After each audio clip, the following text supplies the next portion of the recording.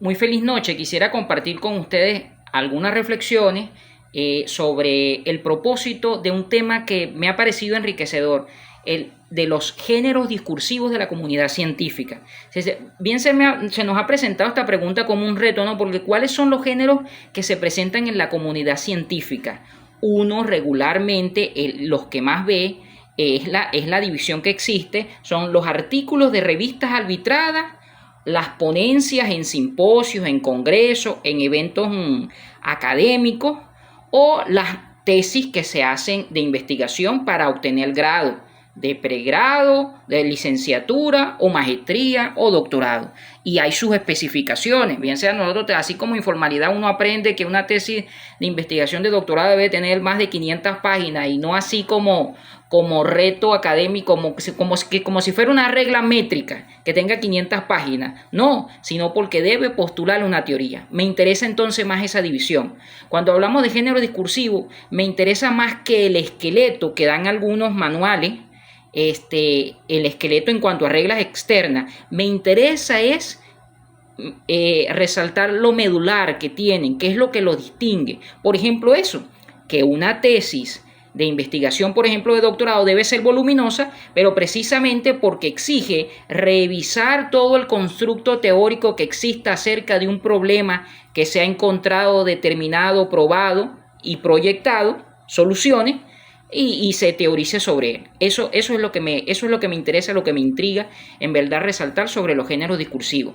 Hay algo interesante que quisiera recomendar en este tema de los géneros discursivos. Por ejemplo, conseguí un artículo que se titula, lo recomiendo, El poder simbólico y social de los papers, o los mismos que entendemos como artículos arbitrados que se publican para la revista, porque conseguí con ese título, publicado por Jorge Alberto López Guzmán, un artículo del 2022, interesante, pertinente a toda la materia que estamos viendo, del seminario que estamos viendo, porque él desglosa, ¿no?, cómo se ha hecho particularmente todo un submundo, se ha construido un submundo acerca en el que se reta, estimula, apoya a los profesores para que publiquen, pero en algunas universidades, está hablando a nivel de revisión de Latinoamérica, él es de Colombia, pero a nivel de Latinoamérica, a veces se comete el error entonces de la masificación, de la multiplicación de artículos, pero sin que en verdad aporten contenido o aporten o tengan originalidad. Entonces me ha parecido interesante, recomendaría ese artículo, El poder simbólico y social de los papers, por Jorge Alberto López Guzmán. Está publicado en la revista latinoamericana de educación y estudios culturales en el 2002. Creo que se consigue fácil y se descarga por ahí. Particularmente me interesó, y es por lo que lo tomo para asumir el tema que estamos desglosando nosotros, es porque él cita a Pierre Bourdieu, un teórico que me parece demasiado brillante en realidad y recomendable, con un libro de Bourdieu que se llama El Homus Academicus. Yo no recordaba cuando leí eso, porque Bourdieu siempre ha andado, al igual que Foucault, con las relaciones de poder que se establecen en las instituciones. Pero entonces me pareció muy interesante porque él establece o agarra el filo de la comunicación científica, que también es una forma de poder que se construye, que se ejerce y por supuesto puede ser analizada. Él habla del poder simbólico, el libro es del 2008, o nosotros lo conseguimos en el 2008, porque es la publicación latinoamericana por Siglo XXI Editores, y habla del efecto simbólico del discurso científico que ejerce sancionando, es decir, ejerce relaciones de poder que a veces son contradictorias porque no necesariamente son científicas, sino especulativas, a veces también se vuelven dentro de la academia dogmáticas, a veces parten de presupuestos de autoridad.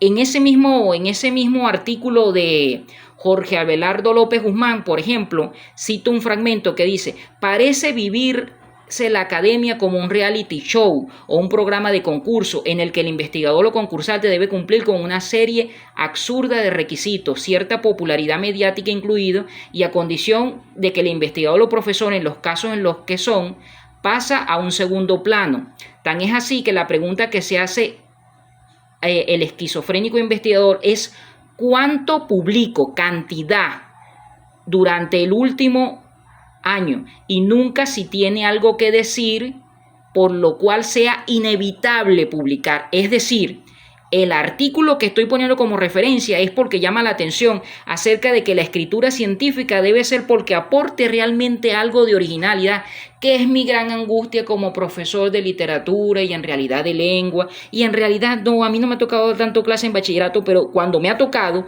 yo siento, he tenido la experiencia, o sea, que uno de los grandes males que está produciendo Internet, por ejemplo, cuando se le pide a los muchachos que investiguen y produzcan, es que cortan y pegan. Y entonces la principal rasgo de la producción científica que deben exhibir los profesores es más bien en lo que escribamos aportar la originalidad.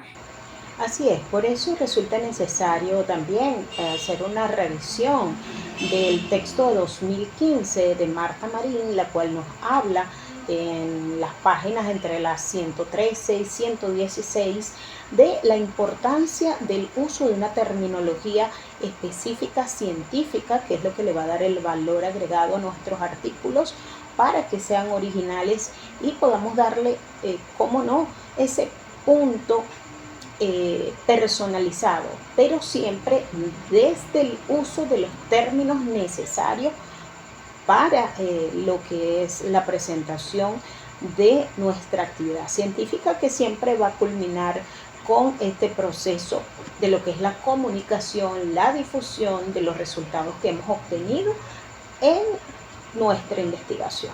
La publicación constituye en este sentido el producto final de la investigación.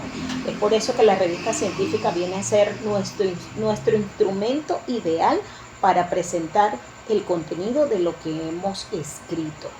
Ahora bien, este instrumento es para la transferencia de la información entre productores y, por qué no, también entre los usuarios, en esas personas que nos leen, que son las que siguen nuestras investigaciones y nuestros escritos. Más allá de eso, tenemos entonces las razones que nos motivan. Las razones pueden ser personales o profesionales.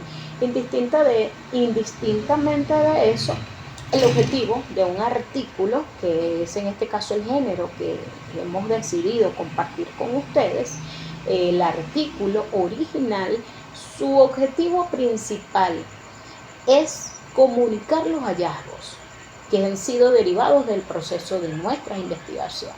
La eficacia comunicativa definitivamente necesita un lenguaje sencillo, pero también sin ambigüedades, que exprese exactamente lo que se quiere comunicar. Esta es una característica que implica una elección adecuada de palabras y de los términos que vamos a emplear en nuestro artículo. Claro, el texto se debe leer y entender fácilmente. Un lenguaje excesivamente complejo puede dificultar lo que es la comprensión, el digerir objetivamente o incluso sanamente lo que nosotros hemos escrito. Cuando escribimos un texto debemos saber para quién se escribe, qué información queremos transmitir y a quién va dirigido. Debe ser conciso, además de claro, y es recomendable, por supuesto, utilizar el menor número de palabras posibles y centrarnos en la información relevante que se desea comunicar. Muchas revistas limitan el número de palabras que debe incluir un artículo científico que sea original. La regla fundamental, eso sí, para una correcta redacción de un artículo es seguir una secuencia lógica en la exposición de los conceptos. Esto nos va a permitir diferenciar claramente los hechos de los resultados, de los juicios de valor a las inferencias. Los lectores esperan siempre leer y tener conocimiento de la investigación en la misma secuencia en la que se realizó. ¿Cuál es la pregunta a responder o hipótesis a comprobar? El texto en sí, a qué respuesta se llegó, cómo se buscó la respuesta, cómo o qué se encontró. El texto debe estar en consecuencia bien estructurado, dividido en apartados o en párrafos que faciliten su comprensión. En virtud de ello, ¿qué podemos entonces decir de una buena estructura o de una estructura, digamos, que vaya en consonancia con esta secuencia lógica? Tenemos que los artículos deben poseer una estructura estándar. ¿Qué tenemos que presentar primero? ¿Qué debemos presentar primero en nuestro artículo? La organización original no va a depender sino de la editorial que nos reciba el artículo. Eso lo sabemos. Pero lo primero que debemos tener claro, qué vamos a presentar, qué tema vamos a presentar. Por lo tanto, de allí se va a derivar nuestro título, que es el primer componente que se va a leer de nuestro artículo, y por lo tanto es una frase, es la más importante del mismo. No olvidemos que el lector puede seleccionar nuestro artículo para su lectura a partir del título que le hemos asignado. Por lo tanto, el título es importante reflejar su contenido, debe ser conciso, incluir los términos más relevantes del objetivo del trabajo. Los autores, si son más de 2 autores, el primero debe ser el que más aportes realizó y sobre el que recae toda la responsabilidad intelectual del trabajo. Olvídense de el orden alfabético. No, el primer autor es el que tiene mayor responsabilidad sobre lo que hemos presentado en el artículo. Seguidamente el resumen, que va a identificar el objetivo y que expone brevemente la metodología y los resultados, así como las conclusiones de nuestro estudio. Actualmente la mayor parte de las revistas optan por un resumen estructurado para los artículos originales. Las palabras claves, que son ese conjunto de 3 a 10 palabras, yo lo he llamado muy personalmente, estas palabras clave, yo me refiero a ellas como esos términos de interés.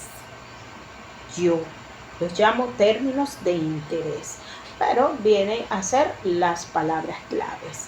¿Por qué? Porque estas van a reflejar la relación del contenido del artículo, que estas se pueden utilizar para su inclusión en los índices, en las bases de datos. Esto nos va a permitir la selección de contenido cuando se realiza una búsqueda bibliográfica.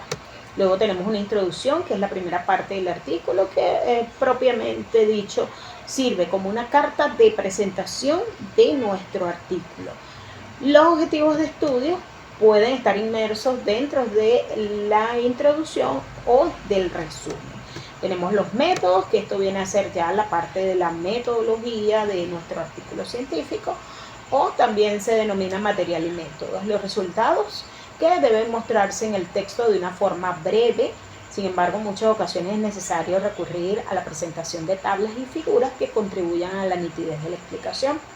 También tenemos la discusión, que es allí donde los autores deben comentar los resultados relevantes del estudio, resaltando los aspectos nuevos e importantes y sin repetir los datos u otro material presentado. Es allí donde el autor va a explayarse en la presentación de su criterio, pero fundamentado, sus propias opiniones sobre el tema, fundamentándolo en otras investigaciones. Finalmente, es recomendable hacer un párrafo con las conclusiones que respondan al objetivo de la investigación, y así podemos evitar las afirmaciones gratuitas y las aseveraciones no apoyadas en datos del trabajo.